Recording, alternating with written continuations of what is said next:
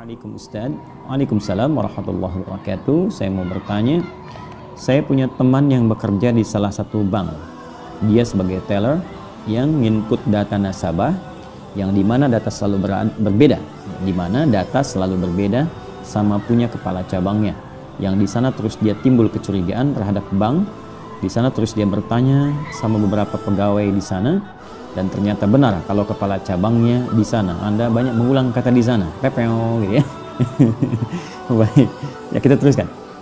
Beberapa pegawai di sana dan ternyata benar kalau kepala cabangnya di sana korupsi dan pegawainya hampir semua tahu akan hal itu. Terus apa yang bisa saya lakukan? Apa yang bisa dilakukan teman saya Ustadz? Apa harus berhenti dari bank itu atau dia harus memberitahu para nasabah? Kalau sudah terjadi kecurangan di bank sana, mohon pendapatnya Ustadz. Secara singkat, teman Anda mengetahui ada praktek yang tidak benar di tempat dia bekerja, apa yang harus ia lakukan? Sebagai seorang muslim dalam situasi ini, kita diingatkan oleh Nabi SAW sejak 15 abad yang lalu. Dan pengingat dari Nabi tentunya berupa petunjuk dari Allah Subhanahu wa Ta'ala, karena Nabi tidak mungkin memberikan sebuah petunjuk dalam kehidupan kecuali atas petunjuk Allah. Wa ma yantiqu 'anil hawa in huwa illa wahyu yuha. Dan Nabi tidak berkata dengan nafsunya, tapi bimbingan wahyu yang disampaikan oleh Allah Subhanahu wa Ta'ala untuk diteruskan oleh beliau. Dalam hadis riwayat Muslim tersambung pada sahabat Abu Sa'id Al-Khudri dari Nabi SAW, beliau menyampaikan, man ra'a minkum munkara falyughayyir biyadihi fa illam yastati' fa bilisanihi fa illam yastati' fa biqalbi fa huwa adhaful iman. Baik, Nabi menyampaikan siapapun yang menyaksikan satu kemungkaran, ya, mungkar. Jadi ada fahsya, ada mungkar. Ya, fahsya keburukan yang lahir lewat syahwat nafsu. Ya, maaf, zina, pornografi, porno aksi, LGBT itu masuk kategori fahsya. Baik, mungkar keburukan yang muncul dari nafsu perut dan akal. Ya, mencuri, korupsi, tadi rampok, membunuh, membegal, ya, berdusta dan semacamnya. Itu mungkar yang diingkari oleh hati kita, yang ditolak. Nah, maka jika Anda menyaksikan perbuatan itu, falyughayyir, maka hendaklah Anda berpartisipasi untuk menghentikan itu, merubah, sehingga yang mungkar ditinggalkan, yang ma'rufnya datang. Maka apa yang pertama harus dikerjakan? Biyadi. Kalau dia mampu dengan tangannya. Tangan ini gambaran majas dalam bahasa Arab itu bisa diartikan kekuatan. Jadi seringkali di kalimat bahasa Arab itu banyak majaznya, banyak kiasannya, karena ini menunjukkan tingkat bahasa dengan strata bahasa yang indah, yang tinggi. Ya, makanya Anda sering pernah dengar istilah begini, tangan di atas lebih baik daripada tangan di bawah. Itu kan hadis Nabi. Ya, al-yadul ulya khairum minal yadis sufla. Tangan di atas lebih baik daripada tangan di bawah. Artinya bukan tangannya di atas begini. Nah, jadi kalau ada peminta-minta, mintanya pakai tangan di atas, bukan begitu maksudnya, ya. Jadi memberi lebih baik daripada Anda seringkali meminta. Dijadilah memberi, jadi sukses untuk memberi. Nah, di hadis konteks mungkar ini pun, falyughayyir biyadi, rubah dengan tangan ini, maksudnya kekuatan, ya, kemampuan.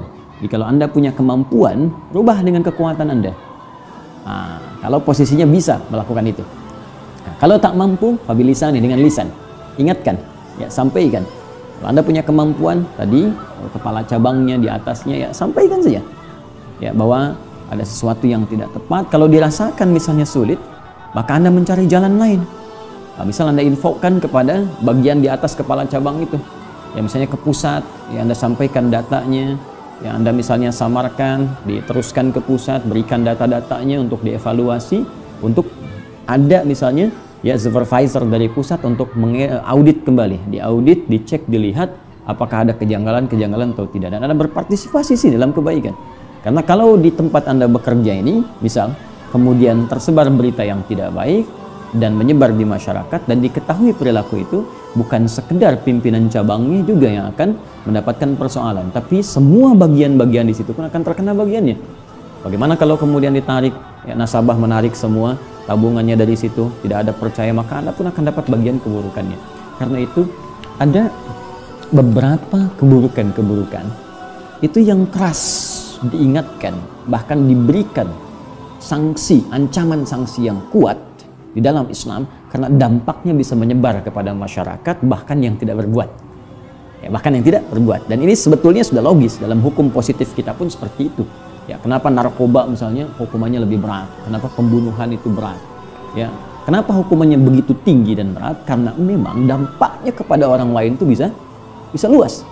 Nah, karena itu dalam Islam zina itu ancamannya kuat. Pembunuhan ancamannya sangat tinggi. Kenapa? Karena dampaknya itu begitu luas. Nah, karena itu bahkan ada beberapa hal-hal tertentu yang ketika dikerjakan itu disebutkan langsung oleh Al-Quran, bahkan oleh hadis Nabi Sallallahu Alaihi Wasallam, itu satu orang berbuat yang salah, yang lain bisa kena. Ya, seperti kasus wabah saat ini. Jadi kalau Anda kembali lagi kepada diagram yang pernah saya ajarkan di pertemuan lalu, bisa tuliskan info nabinya, sebab wabahnya, sampai penanganannya, sampai tindakan medis, sampai juga macam-macamnya. Ini jelas semua.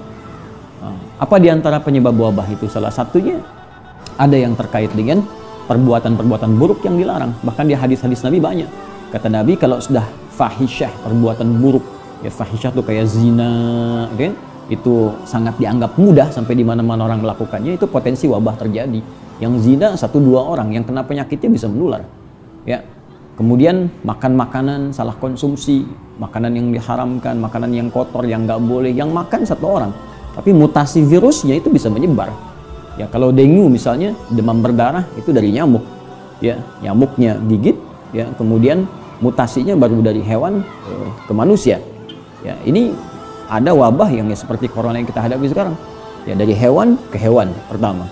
Kemudian mutasi kedua, hewan ke manusia. Mutasi ketiga, manusia ke manusia. Nah, itu yang sudah semakin parah gitu ya. Karena itu kita berdoa. Pertama berikhtiar tentunya supaya semua ini bisa diatasi, kemudian berdoa kepada Allah Subhanahu wa taala. Jadi yang tadi jangan dibiarkan. Ya, Anda bisa melihat tingkatan iman Anda di mana. Kalau Anda mampu sampaikan kepada pimpinan dengan cara yang paling baik, cara paling bijak, dengan niat yang tulus, bukan niat untuk menjatuhkan, tapi niat mengoreksi. Karena semua pekerjaan kita kembali kepada niat. Ya, jadi itu bagian pertama. Kalau tak mampu Anda dengan lisan, ya, sampaikan kepada teman-teman yang tahu tadi. Ya, kemudian kalau tak mampu pula dengan hati, tapi itu serendah-rendahnya iman. Tinggal ditanyakan iman Anda berada di tingkat yang mana. Jangan sampai tidak ada iman sama sekali. Wallahu ta'ala alam bissawab.